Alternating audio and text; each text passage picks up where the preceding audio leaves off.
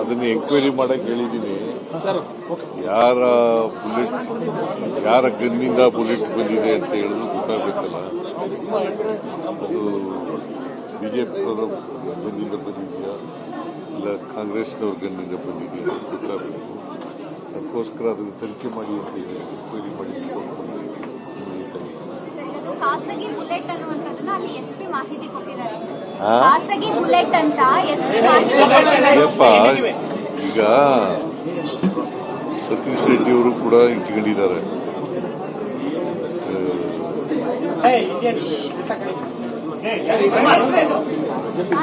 ಅವರ ಸೆಕ್ಯೂರಿಟಿಗೋಸ್ಕರ ಅವರು ಇಟ್ಕೊಂಡಿದ್ದಾರೆ.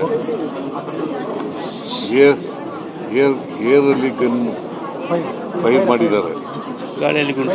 ಅದಕ್ಕೆ ಆ ಫೈರಿಂಗು ಏರ್ನಲ್ಲಿ ಮಾಡಿರೋದು ಬಂದಿದೆ, ಮನುಷ್ಯನಿಗೆ ತಗಲಿದೆ. ಅವನು ಯಾರೋ ಒಬ್ಬ ಸತೀಶ್ ರೆಡ್ಡಿ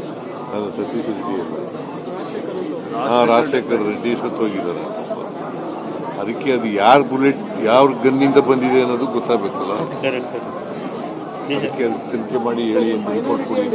ಅಥಾರಿಟಿ ಅವರು ಸರ್ವೆ ರಿಲೀಸ್ ಮಾಡಿದ್ದಾರೆ. ಸರ್ವೆನಲ್ಲಿ 91% ಜನ ಇವಿಎಂಗಳು ಮತ್ತು ಎಲೆಕ್ಷನ್ ಫೇರ್ ಆಗಿ ನಡೆದಿದೆ ಅಂತ ಹೇಳಿದೆ. So BJP is attacking the Congress, saying that Rahul Gandhi and Priyanka Gandhi has been exposed by the Congress government in the Kerala state. How do you see that, sir? So basically there is an EVM survey.